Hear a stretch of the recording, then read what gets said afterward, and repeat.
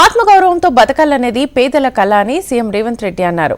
ఇల్లు వ్యవసాయ భూమిని ప్రజలు ఆత్మగౌరవంగా భావిస్తారు కాబట్టి రోటీ కపడా ఔర్ మకాన్ అనే నినాదంతో ఇందిరాగాంధీ దశాబ్దాల క్రితమే ఇల్లు భూ పంపిణీ పథకాలను ప్రారంభించారని రేవంత్ తెలిపారు.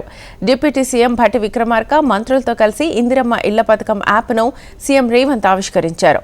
అర్హులైన వారందరికీ ఇళ్లను మంజూరు చేయడమే తమ లక్ష్యమన్న ఆయన తొలి దశలో 4.5 లక్షల ఇళ్ల నిర్మాణానికి సుపరిపాలన అనుమతులు ఇచ్చినట్లుగా వెల్లడించారు.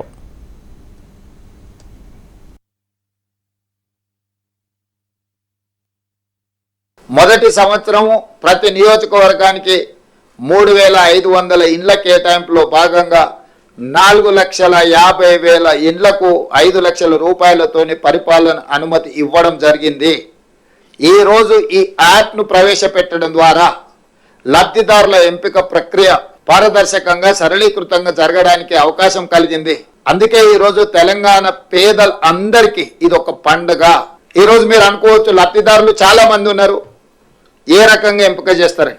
అత్యంత నిరుపేదలు మొదటి ప్రాధాన్యత. అత్యంత నిరుపేదలు దళితులు, గిరిజనులు, ఆదివాసీలు, వ్యవసాయ కూలీలు, పారిశుద్ధ్య కార్మికులు, దివ్యాంగులు, ట్రాన్స్జెండర్లు. నిరుపేదలే చాలా మంది ఉన్నప్పుడు ఇందులో ప్రాధాన్యత దళితులు, గిరిజనులు, ఆదివాసీలు, వ్యవసాయ కూలీలు, పారిశుద్ధ్య కార్మికులు, దివ్యాంగులు, ట్రాన్స్జెండర్లు. వీళ్ళకి మొదటి ప్రాధాన్యత ఇవ్వడం జరుగుతుంది వరుస క్రమంలో. ఐటీడీఏ ప్రాంతాలకు ఈ కోటాలతో సంబంధం లేకుండా అక్కడ ఉండే జనాభా ప్రాతిపదికన అదనంగా కొన్ని వేల ఇండ్లు మంజూరు చేయాలని మేము ఈరోజు అనుకున్నాం. ఐటీడీఏ ప్రాంతాలను ప్రత్యేకంగా మేము పరిశీలిస్తాము, వాటిని ప్రత్యేకంగా తీసుకుంటాము. ఎందుకంటే నిజమైన లబ్ధిదారులు తెలంగాణ మూల పురుషులు, ఈ ప్రాంతానికి ఈ ప్రాంత మట్టి మనుషులు వాళ్ళే. ప్రభుత్వ సంక్షేమ పథకం వాళ్ళకి చేరినప్పుడే మా లక్ష్యం నెరవేరినట్టు. అందుకే ఈరోజు సీతక్క గారు పదే పదే నా దృష్టికి ఈ ఆదివాసులకు సంబంధించి ప్రత్యేకంగా ఇండ్లు ఇవ్వాలి అని చెప్పి వారు విజ్ఞప్తి చేయడం జరిగింది.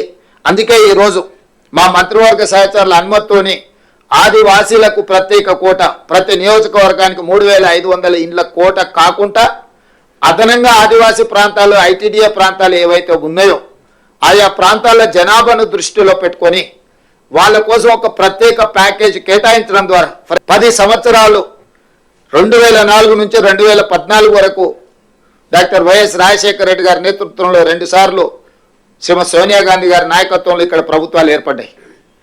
10 సంవత్సరాలు చంద్రశేఖరరావు గారు ముఖ్యమంత్రిగా కొనసాగినారు. నేను ఈరోజు సూటిగా వాళ్ళని ప్రశ్నించడమే కాదు ప్రజలకు వివరించదలుచుకున్నా. 2004 నుంచి 2014 వరకు కాంగ్రెస్ పార్టీ అధికారంలో ఉన్నప్పుడు పేదలకు 25,04,000 ఇందిరమ్మ ఇండ్ల పంపకాలు తెలంగాణ రాష్ట్రంలో ఇవ్వడం జరిగింది. 25,04,000 ఇండ్లు 2004 నుంచి 2014 వరకు కాంగ్రెస్ పార్టీ అధికారంలో ఉన్నప్పుడు పేదలకు మేము ఇందిరమ్మ ఇండ్లు ఇచ్చినాము. ప్రత్యేక తెలంగాణ రాష్ట్రం ఏర్పడ్డదే పేదవాళ్ల కోసం, పేదవాళ్ల బలిదానాలతో, పేదవాళ్ల త్యాగాలతో, పేదవాళ్ల పోరాటాలతో. పేదవాళ్లే అన్ని కష్టాలను ఎదుర్కొని తెలంగాణ రాష్ట్రం తెచ్చుకుంటే ఆ పేదవాళ్లకు చంద్రశేఖరరావు గారు ఇస్తాన్న డబుల్ బెడ్రూమ్ ఇండ్లు 1,52,000 అని ఇప్పుడే మా మంత్రి గారు చెప్పారు. అందులో 60,000-65,000 పూర్తి చేసిన, మిగతా అర్ధాంతరంగా ఆగిపోయినాయి. ఇప్పుడు వాటిని పూర్తి చేసే బాధ్యత మేము తీసుకున్నాం.